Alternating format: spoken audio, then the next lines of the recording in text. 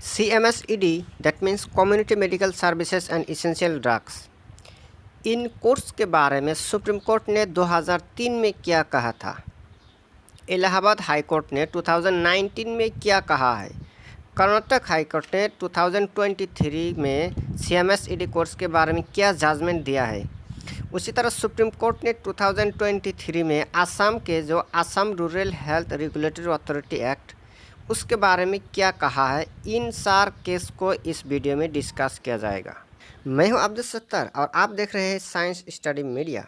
CMSED के बारे में मैंने इससे पहले भी कोई वीडियो बनाया है, इसलिए इस वीडियो में मैं आपको CMSED के बारे में, इस कोर्स के डिटेल्स जो है, एलिजिबिलिटी क्या है, कितना लॉन्ग ड्यूरेशन है, उसके बारे में कोई इन्फॉर्मेशन देने वाला नहीं हूँ। इस वीडियो में सिर्फ लीगलिटी पर बात किया जाएगा कि ये CMSED कोर्स ये लीगल है या इलीगल है। सारों केस को आप फुल्ली सुने, फुल्ली स्टडी करें, फिर आप डिसीजन लीजिए।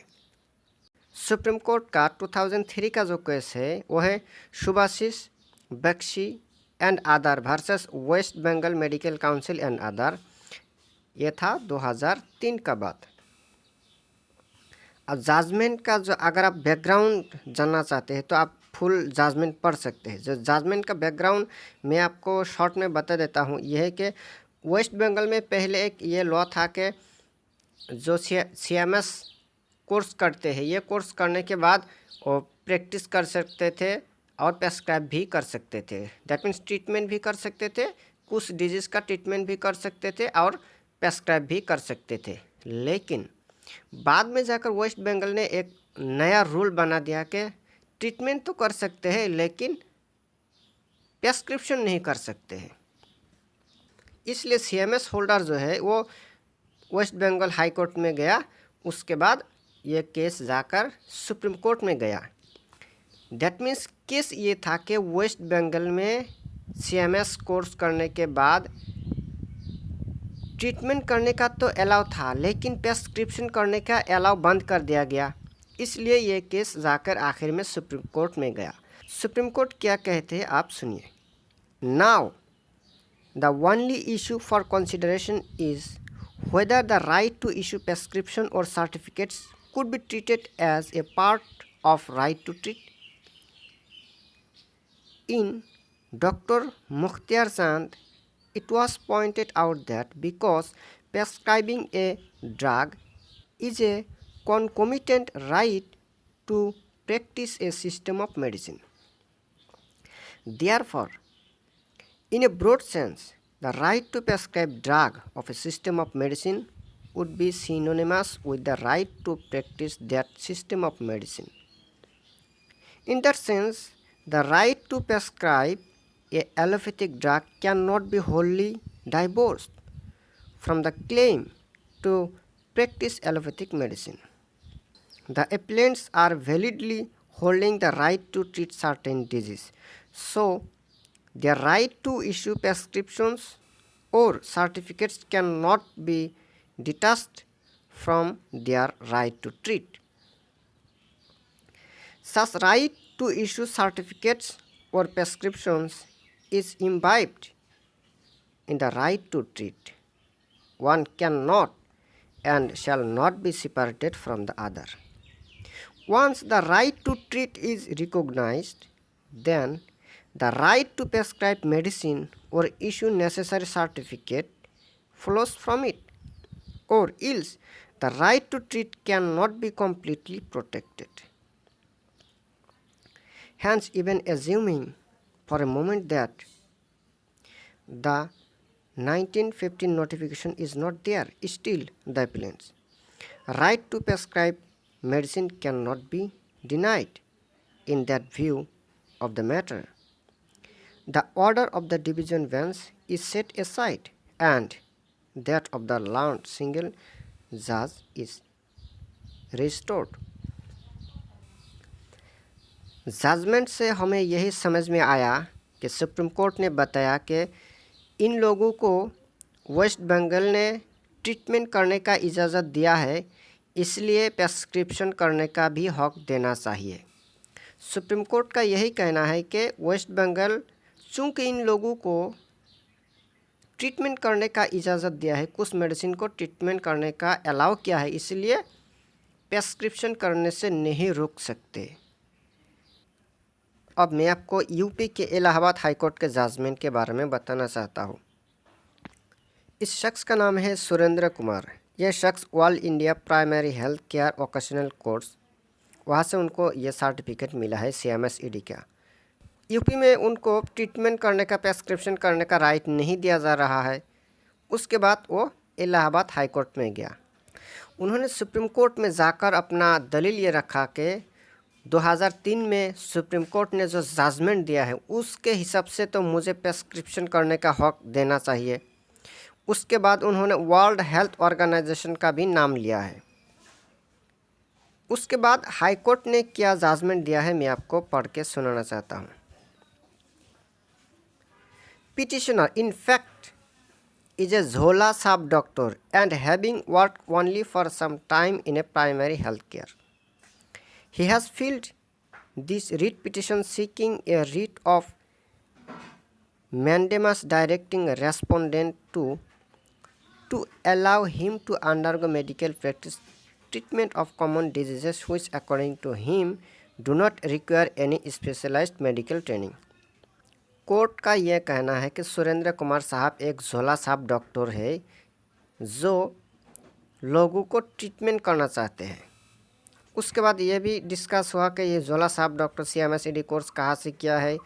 उसके बाद झोला साहब डॉक्टर साहब ने जो वर्ल्ड हेल्थ ऑर्गेनाइजेशन का भी हवाला दिया था उसके बारे में भी बात हुआ।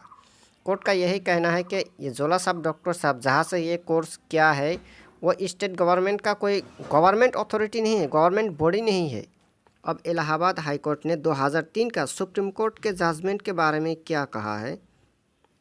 Council for petitioner sought to rely on a supreme court judgment on Subhashis Bakshi and other versus West Bengal medical council and other 2003, but therein we find that a diploma course of community medical service recognized by State of West Bengal was undertaken by certain person in the right of amendment made in the Statute of State Medical Faculty by Government of West Bengal by introducing Article 6F under Part B that those persons can claim right to treat certain disease since it was clearly laid down in said course that those who have been admitted in said course and obtained diploma shall be entitled to prescribe certain medicines. Petitioner in the present case neither has shown that any such course has been recognized by State of UP nor any statutory provisions was brought before us to entitle him to practice.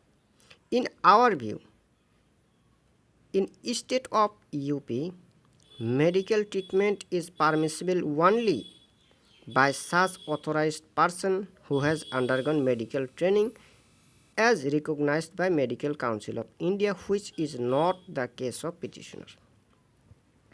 Therefore, petitioner is not entitled to claim benefit of Supreme Court's judgment in Subhasis Bakshi, since it was decided in respect to specific statutory provisions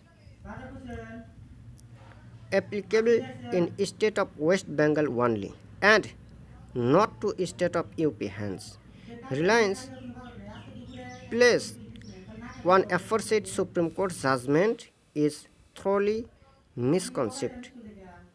Allahabad high court ने यही बोला कि supreme court का जो judgement था वो waste Bengal के लिए था, वो यूपी के लिए नहीं है। इसलिए सुप्रीम कोर्ट का जो जजमेंट है उसका बेनिफिट सुरेंद्र कुमार जी को नहीं मिलेगा। उसके बाद इलाहाबाद हाई कोर्ट ने और बहुत सारे बात की कि ऐसे लोगों को ट्रीटमेंट करने का इजाज़त देना नहीं चाहिए। ये लोग कहते हैं कि हम रूरल एरिया में प्रैक्टिस करना चाहते हैं। क्या रूरल एरिया के जो लोग हैं उनके ज़िंदगी का कोई मूल्य नहीं है क्या? रूरल एरिया के ज़िंदगी को आप उनको एक्सपेरिमेंट के लिए यूज़ करोगे क्या? शहर के लोगों को ज़िंदगी का वैल्यू है लेकिन विलेज के लोगों का ज़िंदगी का कोई वैल्यू नहीं है। उनको अनऑथोराइज्ड पर्सन जो ट्रीटमेंट करेगा, इलाहाबाद हाई कोर्ट ने यही कहा है कि ऐसे अनऑथोराइज्ड पर्सन को ट्रीटमेंट करने का इजाज़त नहीं देना चाहिए। पहले मैं आपको थोड़ा सा बैकग्राउंड बताना चाहता हूँ। एक बंदा CMS ED कोर्स की है, central paramedical education board Mumbai से, और उनका ये कहना था कि वर्ल्ड हेल्थ ऑर्गेनाइजेशन के डायरेक्टिव में, गाइडलाइन में, वर्ल्ड हेल्थ ऑर्गेनाइजेशन का जो गाइडलाइन है उसके तहत हमने CMS ED कोर्स की है, इसलिए मुझे ट्रीटमेंट करने का इजाज़त देना चाहिए। ये बंदा पहले से ही एक अपना क्लिनिक चला रहा था, अब ऑनलाइन अप्लाई किया कि उसको रजिस्ट्रेशन मिलना चाहिए, लेकिन कर्नाटक सरकार की तरफ से उनको रजिस्ट्रेशन नहीं दिया जा रहा है। इसलिए यह शख्स कर्नाटक हाई कोर्ट में गया कि मैं इतना दिन से ट्रीटमेंट कर रहा हूँ, मैं वहाँ से CMS ED कोर्स किया है, वर्ल्ड हेल्थ ऑर्गेनाइजेशन का गाइडलाइन है उसके मुताबिक मैं ये कोर्स किया है, इसलिए मेरा जो क्लिनिक है उसका रजिस्टर होना चाहिए और मुझे ट्रीटमेंट करने का इजाज़त देना चाहिए। उसके बाद हाई कोर्ट ने बहुत सारे पुराना जजमेंट की बात की। उसके बाद कर्नाटक में मेडिकल प्रैक्टिस करने का क्या रूल्स एंड रेगुलेशन है उसके बारे में बात की। आखिर में जाकर जजमेंट जो दिया है वो मैं आपको पढ़ के सुनाना चाहता हूँ। In the right of the opposite facts and the mandate of the statute, no fault can be found with the endorsement issued to the petitioner rejecting his application for registration under the act. That means Karnataka सरकार ने जो उनका registration reject किया है, उनका clinic का registration नहीं दे रहा है, ये कोई गलती नहीं है, ये सही बात है।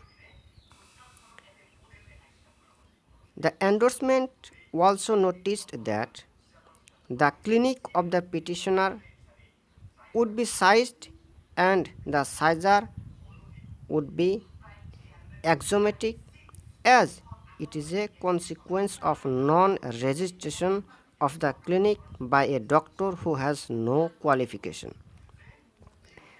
यही बात बताया गया कि उनका जो क्लिनिक है उसको साइज करना चाहिए, उसको बंद कर देना चाहिए। It is rather strange as to how the petitioner addresses himself as a practicing doctor for all these years. Time has come to pull the curtain down on such people who are practicing medicine without qualification and hoodwinking poor people in the rural areas. Court का ये कहना है कि ऐसे clinic को जो qualification के बगैर प्रैक्टिस कर रहा है इनको बंद कर देना चाहिए। लोगों के साथ ये धोखा होना नहीं चाहिए। रूरल एरियाज़ के लोगों के साथ जो धोखा हो रहा है ऐसा होने नहीं देना चाहिए। Finding no merit the petition stands rejected. That means ये शख्स जो दावा कर रहा था कि मुझे रजिस्ट्रेशन मिलना चाहिए, इसका कोई मेरिट नहीं है, इसका कोई दलील नहीं है, इनको रजिस्ट्रेशन नहीं मिलेगा। अब मैं लास्ट और एक लेटेस्ट केस आपके सामने रखना चाहता हूँ। यह 2023 का बात है। सुप्रीम कोर्ट ने आसाम के जो Assam rural health regulatory authority act 2004 है उसके बारे में क्या कहा है। पहले मैं आपको एक बैकग्राउंड दे देता हूँ। आसाम में एक ऐसा कोर्स था जो 3 साल का, इस कोर्स करने के बाद रूरल एरिया में जाकर प्रैक्टिस कर सकते थे, प्रेस्क्रिप्शन कर सकते थे। उसके बाद आसाम के गुवाहाटी हाई कोर्ट ने उस सरकार का जो रूल था उसको बंद कर दिया, स्ट्राइक डाउन कर दिया कि नहीं, 3 साल का ये जो कोर्स है, इस कोर्स को करने के बाद सरकार ने जो रूल बनाया है कि ये कोर्स करने के बाद रूरल एरिया में जाकर प्रैक्टिस कर सकते हैं, ट्रीटमेंट कर सकते हैं, प्रेस्क्रिप्शन कर सकते हैं, ये सही नहीं है, ये गलत बात है। ये कहकर गुवाहाटी हाई कोर्ट ने उसको स्ट्राइक डाउन कर दिया। उसके बाद ये केस सुप्रीम कोर्ट में गया।